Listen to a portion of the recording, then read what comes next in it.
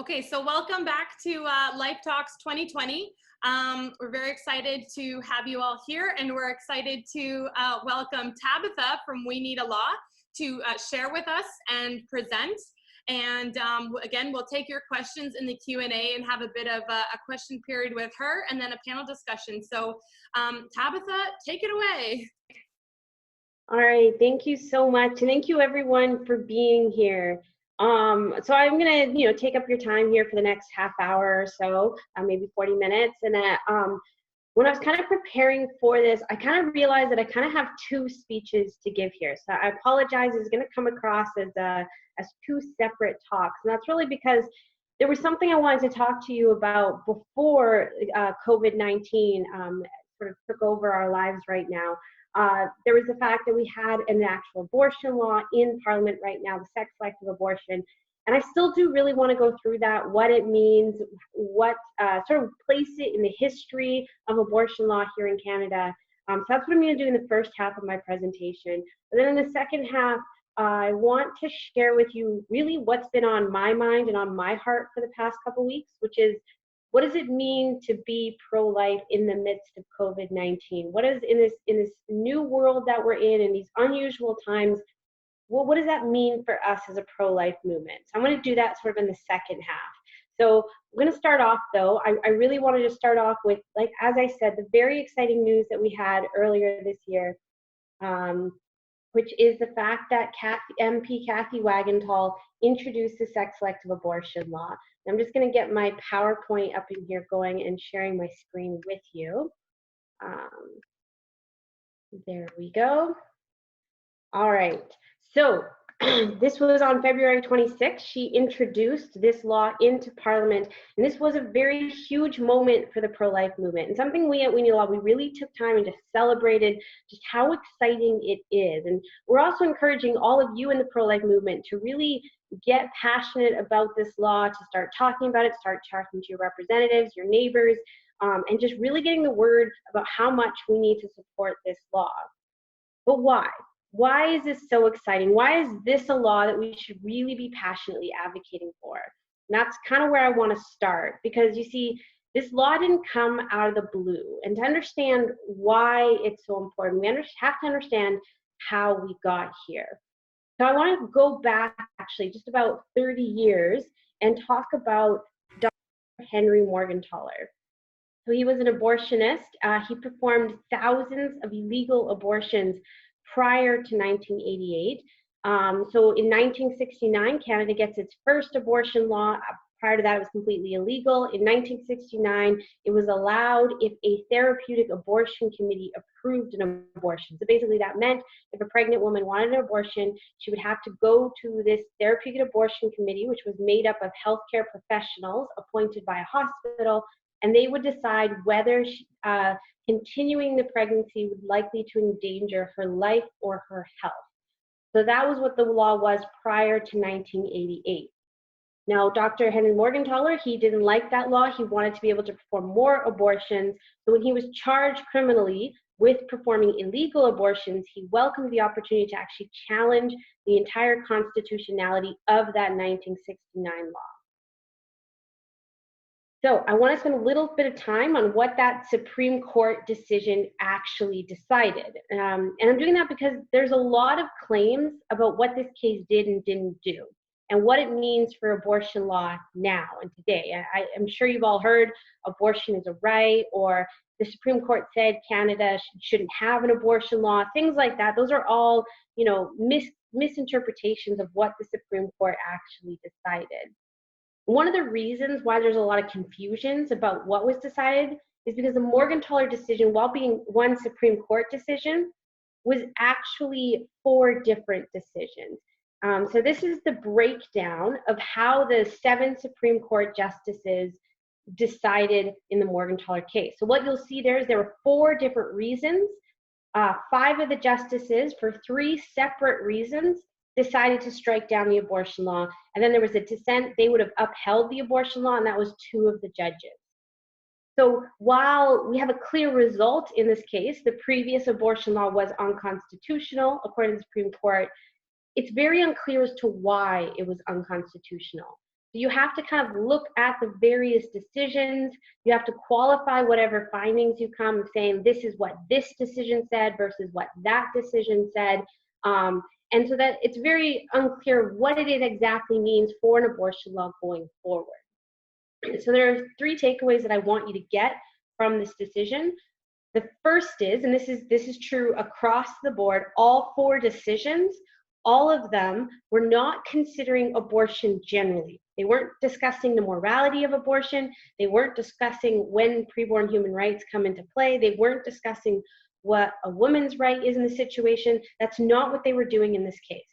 What they were doing in this case is they were looking specifically at that previous law and deciding whether that way of regulating abortion was constitutional. So it was very focused on those therapeutic abortion committees. This is how the Chief Justice summarized it. Again, he was writing with Justice Lamar. So one of the decisions, this is the way he summarized it, but others echo similar sentiments. And he says, the task of this court in this is not to solve, nor to seek to solve what might be called the abortion issue, but simply to measure the content of Section 251 against the Charter. Section 251 at that time was that abortion law that established therapeutic abortion committees. You see, the Supreme Court was not trying to determine the morality of abortion and whether abortion should be legal or not. Rather, the court's goal was to examine that regulatory framework in light of what the Charter said. So that's your first takeaway. It's not abortion generally, it's the therapeutic abortions committee specifically that the Supreme Court was looking at. The second takeaway that I want to emphasize is that the court did not find a right to abortion for women. Again, they were looking at that specific law and they said that law would cause delays. One of the aspects is if a woman came to the therapeutic abortion committee and they didn't decide for a while, she might not be able to have an abortion until later in the pregnancy, and that would come with more health risks. There are more likely to be complications if you have a later term abortion as opposed to an earlier term abortion. So they said that impacted women. They also found that across the country, it was just wildly unpredictable what would actually happen when a woman wanted an abortion. This is because there was a lot of hospitals who just flat out refused to appoint therapeutic abortion committees. And if they didn't appoint a therapeutic abortion committee, then that hospital just wouldn't be performing abortions. So what they found was this specific system, it made it very arbitrary and unfair what was actually going to happen when a woman had an abortion. So that's what they said, is that specific system, that didn't work. Nowhere in that reasoning is there anything about a woman having a right to abortion or a right to choose or anything like that. And this is actually confirmed by current Supreme Court Justice Sheila Martin. So Sheila Martin, she was appointed to the Supreme Court in 2018 by Prime Minister Justin Trudeau. She's not pro-life, she's very much pro-abortion. And prior to her appointment, she actually wrote a chapter on abortion legislation here in Canada. And this is her summary of Morgentaler. She says, the Supreme Court did not clearly articulate a woman's right to obtain an abortion and left the door open for new criminal abortion legislation when it found that the state had a legitimate interest in protecting the fetus. So that's what she said. She says, look, there's nowhere in this case can we say, oh, there's a woman's right to abortion, even though she would have liked that to be the case. She says that's not there. What is there is actually a wide open door for Parliament to be passing restrictions on abortion. So I want to go over, there's one specific decision though that goes a little further than this, and I want to be completely fair to what Morgentaler said. So again, if you remember, we have these 4 decisions. I want to focus on Justice Wilson, Justice Bertha Wilson. She was the sole female judge at the time. She had the most expansive definition of what women's interests were. So it's very interesting. So of the 4, she's the most extreme, she's the most expansive in what she understands women's rights were to be. So I want to focus on that just to give you an idea of this being the most expansive version. Most of the other judges were way more conservative, didn't think women had a right to abortion whatsoever. Justice Bertha Wilson, she thought that under the Charter, women had an interest in a degree, I'm going to quote her here, she says, a degree of personal autonomy over important decisions intimately affecting their private lives. So what she's saying there is that there is women do have an interest over very personal choices like abortion, that might be somewhat charter guaranteed. But she doesn't stop there, because nowhere does she consider this to be an unfettered right to abortion. Not at all. She actually very clearly and very explicitly thought there was limitations on whatever this degree of personal autonomy is. She thought there was another interest that would be involved, and that's the preborn child's interest. So even the most pro-choice judge at the time still thought the preborn child had interest. And I'm going to read this quote. It's a bit longer, but it's really worth summarizing what she said. So she says, "A woman's reason for having an abortion would, however, be the proper subject of inquiry at the later stages of her pregnancy, when the state's compelling interest in the protection of the fetus would justify it in prescribing conditions. The precise point in the development of the fetus at which the state's interest in its protection becomes compelling, I leave to the informed judgment of the legislature." So what she's saying, again, this is the most pro-choice judge of those seven, the most expansive definition of what women's rights were under here. She is still very clearly articulating the idea that Parliament, of course, would pass legislation that would protect preborn children. She, describes protection of the fetus. I might describe that as preborn human rights, at least at some point during the pregnancy.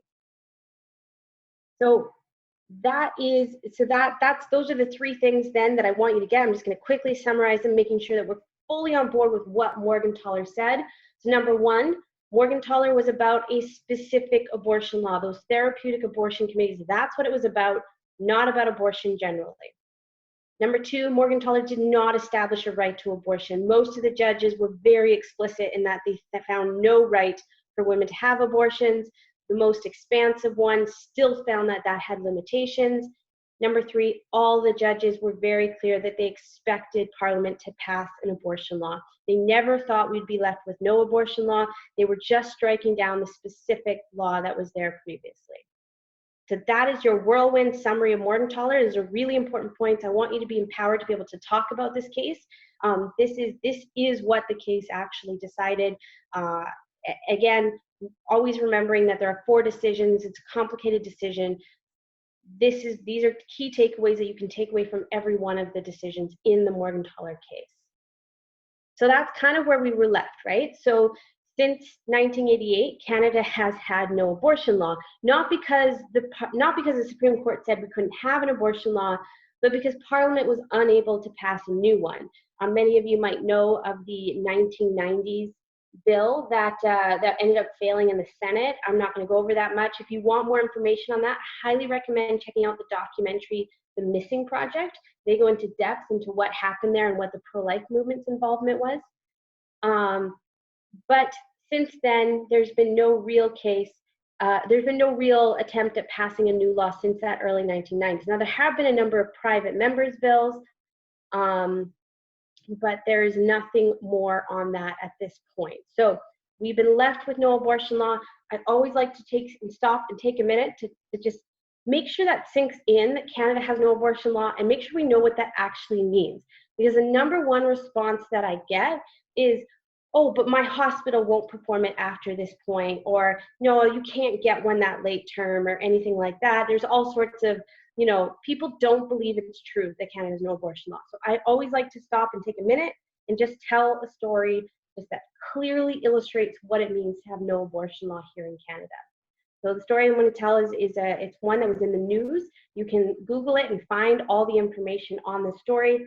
It started with, it was this couple, they were very excited, expecting their first child, a son, when at 30 weeks, they got a diagnosis of a genetic disability. Now, they were unclear about what exactly this genetic condition would mean for this child. They knew that he probably wouldn't walk, but they also knew it wasn't fatal. So he would likely live, but unclear with what level of development after his birth. Now, this couple decided that they wanted, rather than giving birth to their son, they decided they wanted to end his life. They decided they wanted to have an abortion. So they actually went to their hospital and they asked the hospital to perform the abortion. And it went to the ethics review board at that hospital. And the hospital ended up saying, no, we don't want to perform that abortion. We won't do it. And they still wanted to go ahead, so they went to a second hospital and asked a second hospital to perform the abortion. And again, that second hospital said, no, we won't do it. So they went to a third hospital, and that third hospital finally said yes. And so that preborn child, his life was ended at 35 weeks. So 35 weeks, just over a month shy of his due date, a time when if they gave birth, he would likely survive depending on what level his disability is. That is the point of time when he ended up losing his life to the brutal abortion that would have been performed at that stage of pregnancy.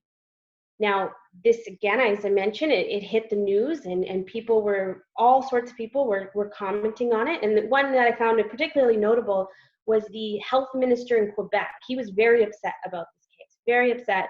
He took to the media, and he made it clear that he was very upset at the first two hospitals that refused to perform the abortion. He thought they should have done it because she had requested it. Okay?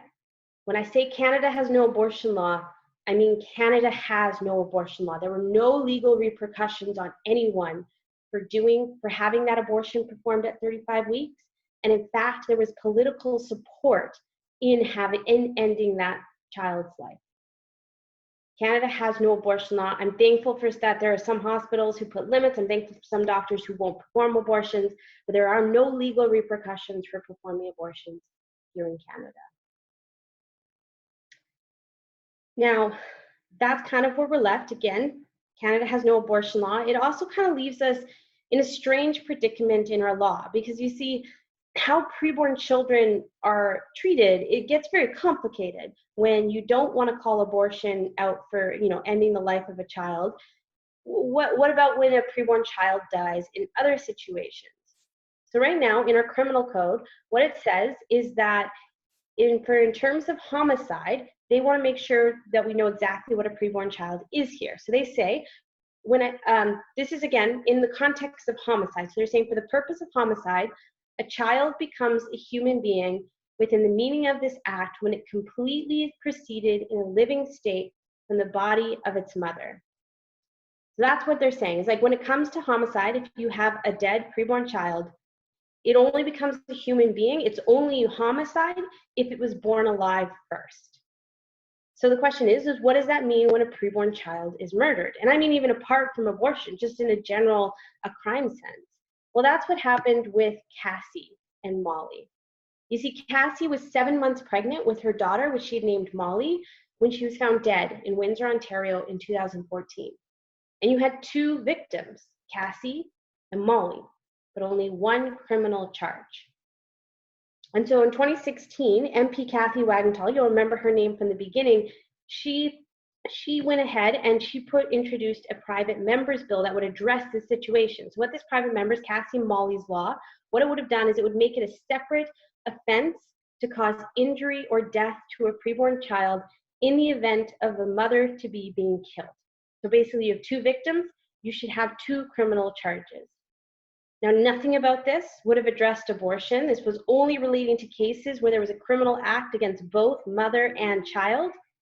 But this didn't stop the critics from making it about abortion.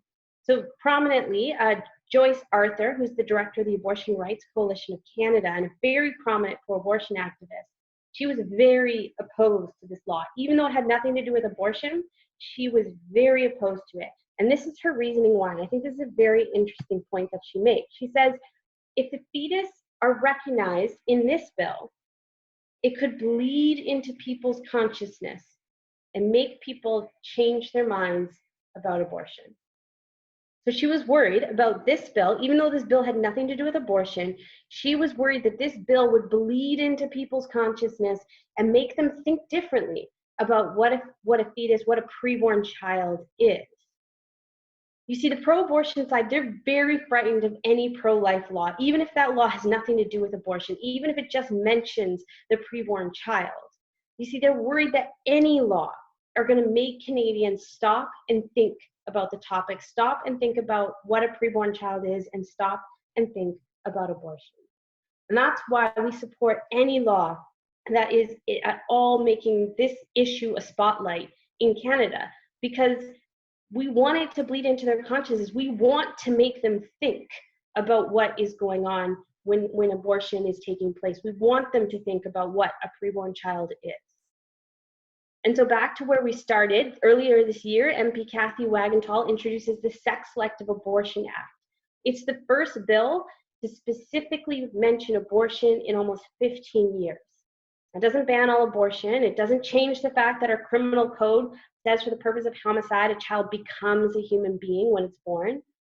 But what this bill does is very interesting, is it poses a question. And this is something that, if you were here last night, Leah went over very well last night. It poses that question. Is there at least one wrong reason to have an abortion? Is choosing to abort a child just because she is a girl really allowable in our country? In a country that touts itself for gender equality, doesn't that need to start at the earliest stages of life?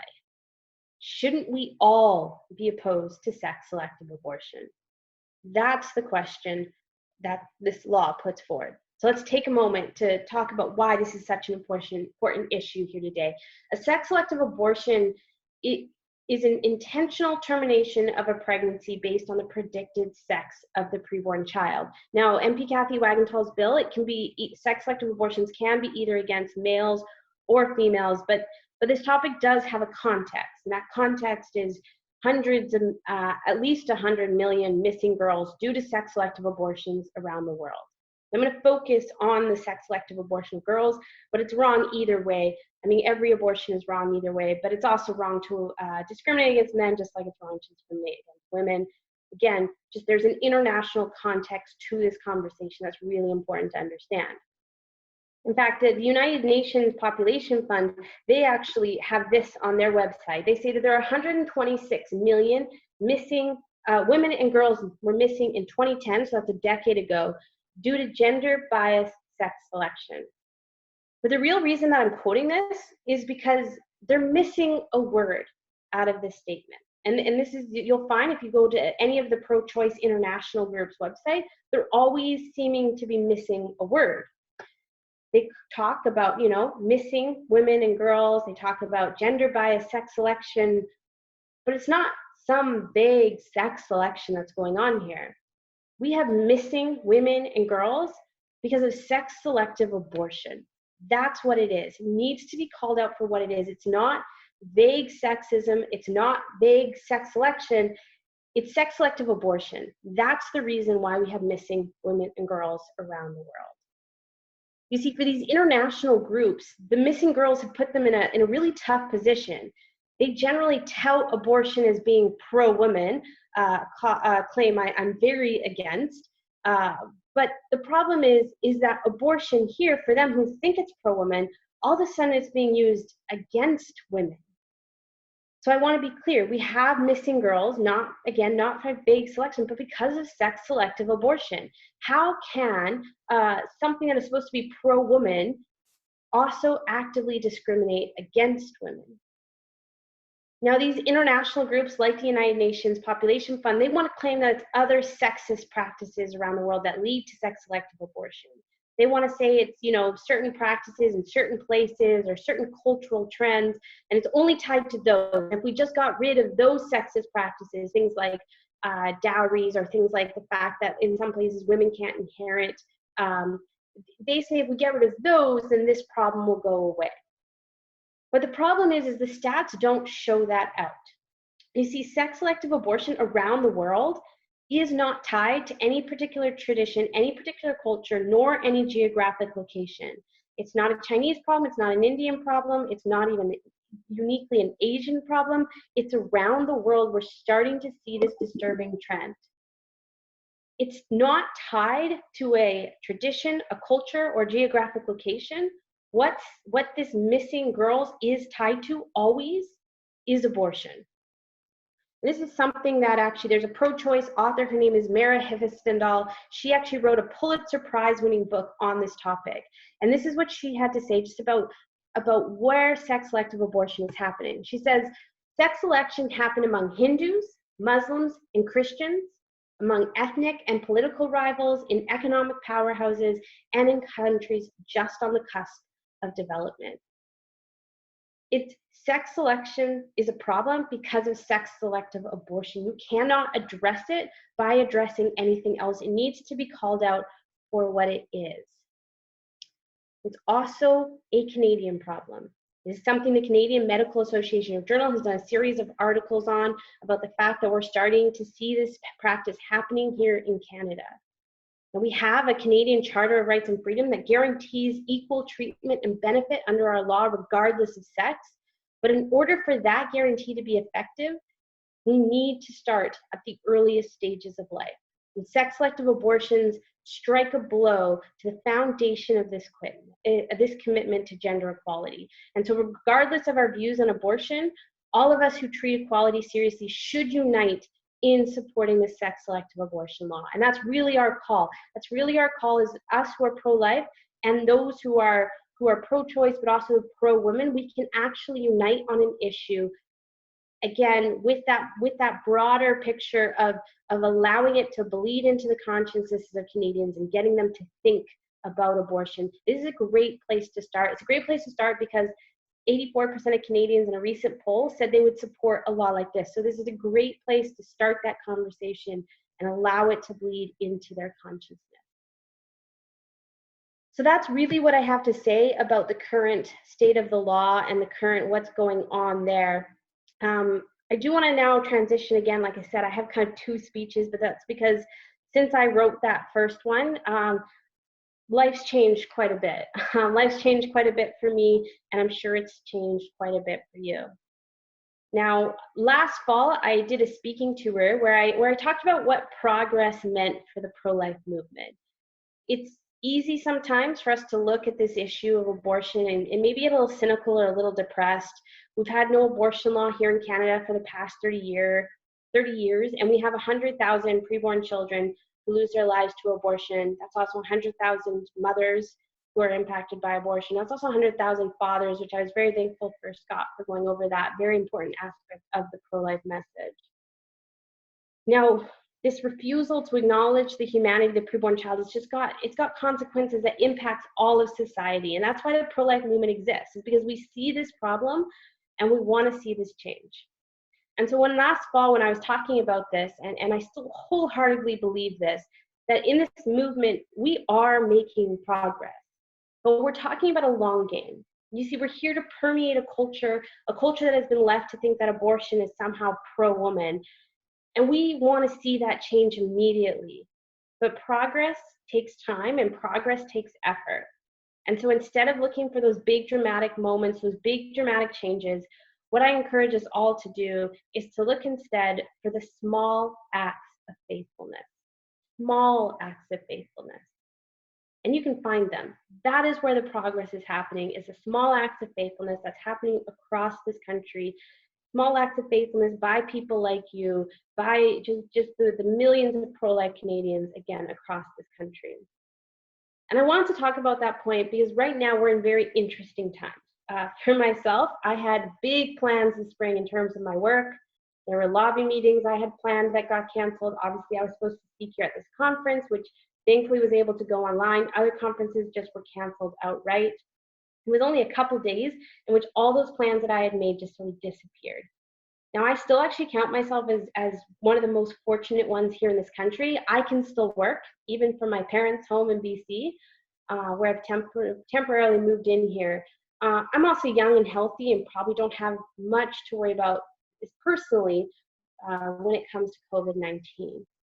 But there are so many across this country who this is going to be one of the most difficult times to imagine. I talked to one of my friends who both her and her husband have lost their jobs. They went from being a 2-income family to having no income, and they have a second child on the way. My grandfather has an autoimmune disorder, so he's seriously quarantining himself, seeing only my grandmother right now. I also have a 100-year-old great-grandmother who moved into assisted living last summer, and when she moved in, her biggest fear was being isolated. And that's what's happening right now. She's cut off from her family and she's completely isolated. And I share these stories because I want to ground what we talk about here in the world that we're actually living in right now. And ask any of the speakers here today, I'm sure you all as well, I'm sure you all have stories like those ones about how this is impacting your life right now. This means our work. is going to look very different. It means the pro-life movement is going to look very different. You know, I no longer leave my house. Many of those in government are bearing heavy burdens right now, figuring out how to respond to this crisis. And people at home have heavy burdens. Everything has kind of changed. And yet our mission hasn't. Because while our conferences and our meetings might be canceled, abortion has not been canceled. It's still legal without restrictions here in Canada. And abortions are still happening. We have no reason to believe that there will be less abortions during this time. So what does it mean to be faithful? What do small acts of faithfulness look like right now? Quite honestly, I don't exactly know. I think that's a question that we as a pro-life movement need to take very seriously. But here's one thing I do know. We are called to be faithful in these times, not despite these times. Something again, I want to just say it again. We are called to be faithful in COVID-19, not despite COVID-19. Now, most likely, COVID-19 is not going to mark the time when everybody in Canada becomes pro-life. Again, not looking for those big silver bullet moments. But it may mark the time when one person becomes pro-life.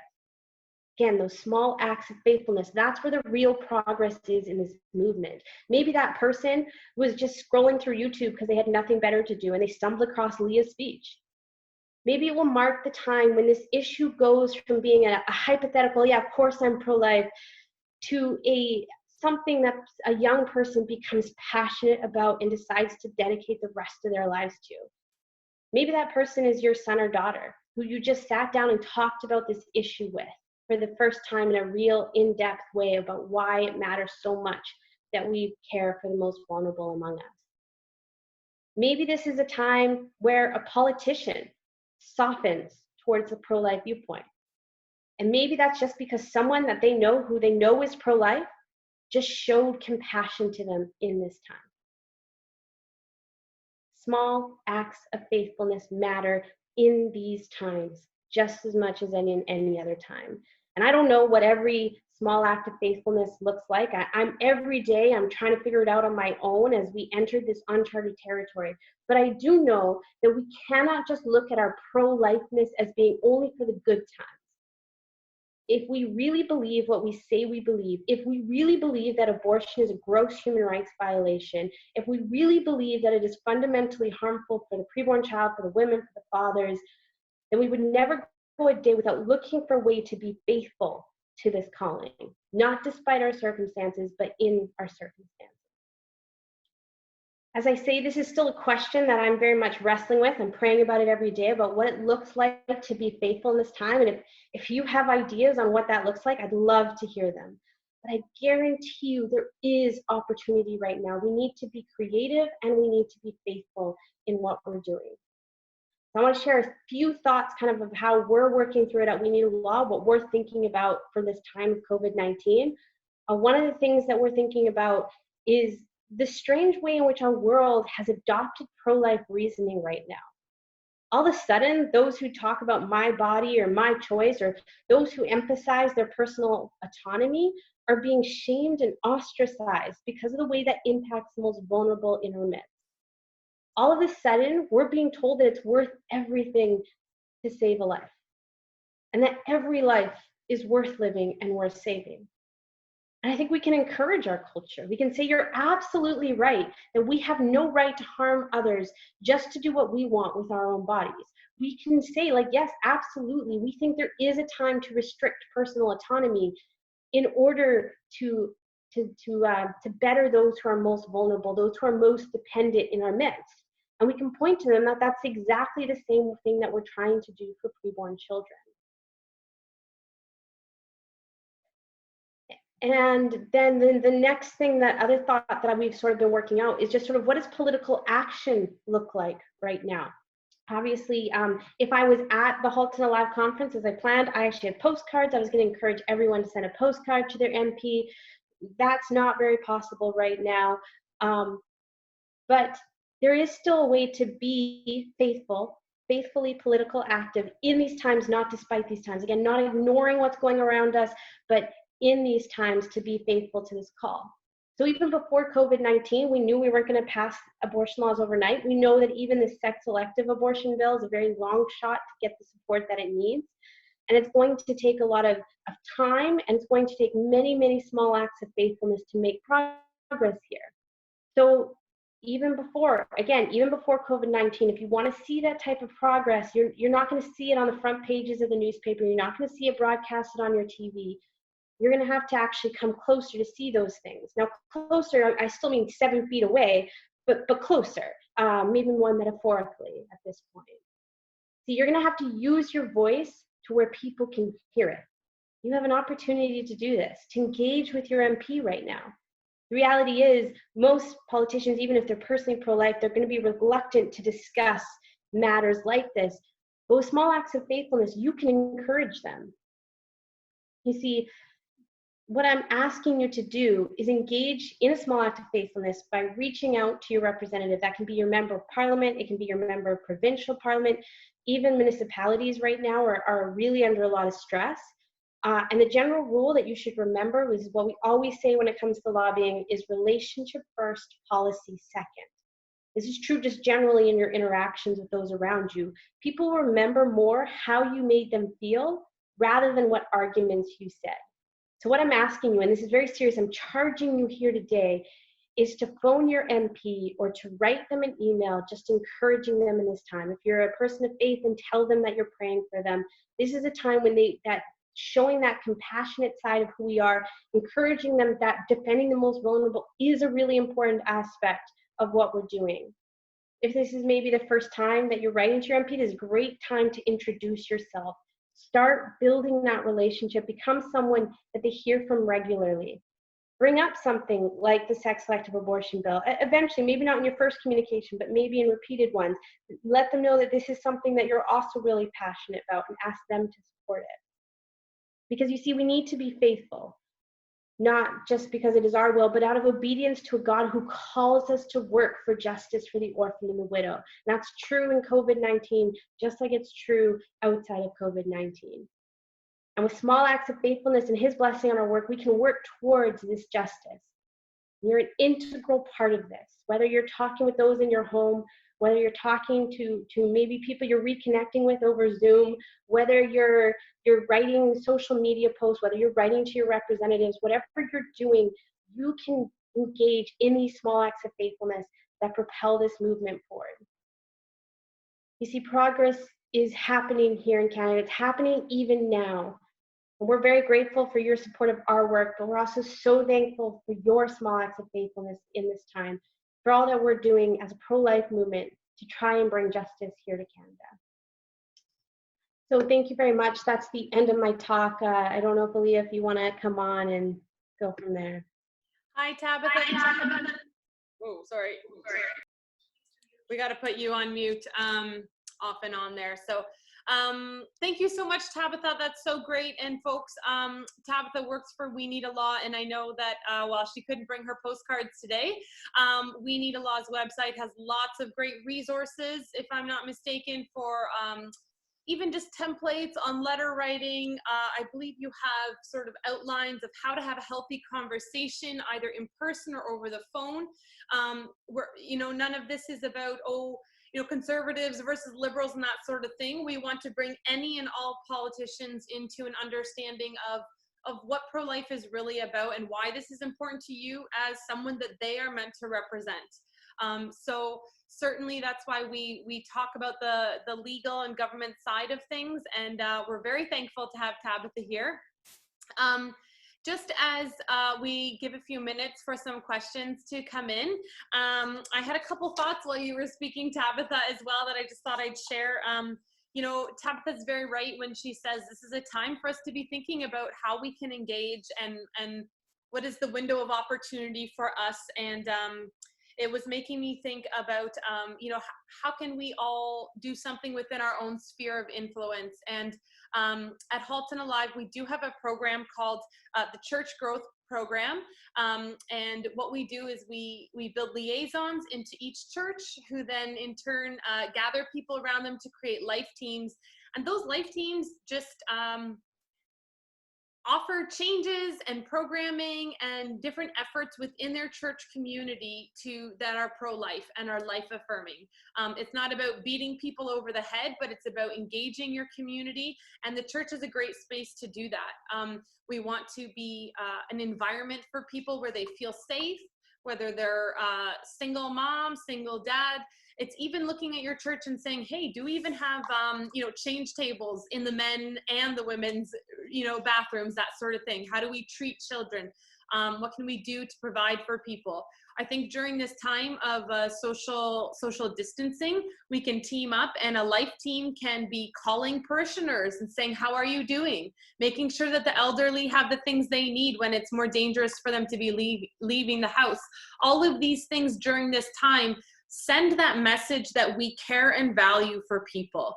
No one will accuse you of, oh, you just want babies to be born, when even you can demonstrate. You don't have to demonstrate all these other things in order to say babies shouldn't be aborted, but it really helps when you're showing kind of a holistic approach to valuing people. So I would encourage you to connect with us on that if you want to get started in your church, or maybe there's actually an existing team already, and Tanya will be able to tell you about that. Also thinking about the sidewalk chalking campaign that will be starting soon, and how you can get involved with that. You'll see that on Instagram if you go and follow us at Halton Alive.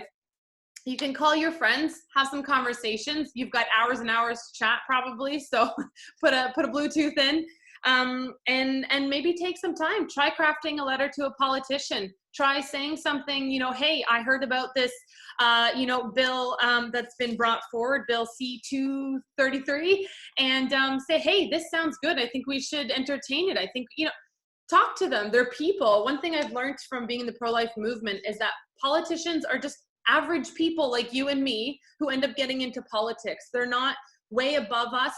They don't necessarily know so much more than us that we're not worthy to communicate with them. They're average people who've just taken that route in their life, their career path, and they're there actually to represent you and the interests of the people. So that's something that you can be engaging in. And finally, I would say now is a great time to research and learn. You've just been given a ton of information over last night and today, new websites. I know Tanya's been posting them in the chat. Lots of resources. Most of these groups you can probably connect to through our links to other resources on our website, haltonlive.ca. Check it out, learn, go into the depths of YouTube, get lost down a rabbit hole of pro-life videos on YouTube, and just learn, and take your spouse along for the ride. If you got some teenagers who are mature enough to be talking about these things, take them along for the ride.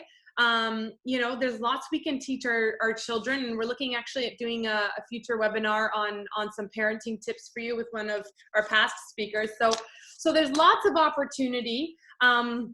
I don't want to take too much away from our opportunity to ask Tabitha some questions here, and then hopefully in a few minutes we'll see some of our other panelists show up again, and we'll be able to do a bit of a Q&A with them as well. So Tabitha, maybe I'll lead with just asking you, so very practically, what is the top thing we can do to support this Bill C-233? Even if it's just reaching out to Kathy and encouraging her. I'll just take it. Yeah, the number one thing is contacting your own MP. That is the number one thing that you can do. I mean, obviously encouraging Kathy is a great second thing to do, but in talking to your own MP, and this is one of the things that I find very interesting, because I get a lot of, oh, but my MP is liberal, so what's the point? Actually, there's a huge point, because this is a bill that really does challenge even them in their feminism. This is a great opportunity to try and build that common ground. And maybe it's not going to change their, the way they vote on this specific bill. You have no idea what seeds you're planting for down the line. That's the one. Is like, if your MP is liberal or NDP or any of the pro-abortion parties, still contact them. They're your MP. They're supposed to represent you. They want your vote. Contact them. The second objection, I guess, is people tell me, oh, but my MP is pro-life. He's going to vote the right way on this. You still should contact them, because just because they're pro-life doesn't mean that this is something, and just because they vote at the end of the day the right way, there's lots of great MPs who all solidly vote the right way, but never use the opportunity to actually speak about the issue. And I've actually talked to MPs and they'll be like, well, no one from my ridings ever talked to me about abortion. And I guarantee you they have tons of pro-life people in their riding who just assume that he's pro-life and assume that they don't need to talk about the issue with them. But you absolutely need to talk to your MP if they're pro-life. Encourage them to support this bill, not just vote for it, but actually vocally support it, talk about it. Again, a bill like this, the whole point is to bleed into the consciences of Canadians and get them to think about the issue. That only happens if we're all talking about it. So just to recap, if your MP is Liberal, you talk to them. If your MP is NDP, you talk to them. If your MP is Green, you talk to them. If your MP is Conservative, you talk to them. If your MP is Bloc, you talk to them. I'm trying to think of what other party. If you're Independent, you talk to them. Okay, you got that? Talk to your MP. There you go. Okay, awesome. Okay, another question, something a little more personal, Tabitha. How did you end up getting involved in this in general? Oh, that is a big question. Okay, so I'm one of those people who grew up pro-life. For as long as I can remember, we attended Life Chains. We were not particularly active, but we attended Life Chains. We all were pro-life. The first big moment came in my early 20s when I actually had a friend who grew up in the same community as me, so same pro-life Christian community, and she actually had an abortion. So she was in her late teens when she had the abortion. And that was the moment it went from, a hypothetical out there, people are doing this, to oh, my community, this is touching me. And just as a note, there are more abortions happening in Christian communities than we like to think. The stats generally show that it's not that different in a Christian community versus a non-Christian community. So this is a real issue for everybody. And that's when the first time it came to be a really real one for me. And it turned from just being about the preborn child to actually being about the other people impacted about it. I was very moved by, especially so my friend's mom was someone who I talked to quite a bit at the time and who opened up and really shared what she was going through, and that left a huge impact on me. That was my early 20s. I still wasn't not very involved in the pro-life movement. I volunteered off and on at a pregnancy resource center, but for the most part, I was an accountant, and then I was going to be going to law school. I was going to become a corporate lawyer. That was my plan. The second big change happened in my first year of law school when every year my law school had a dance that they held.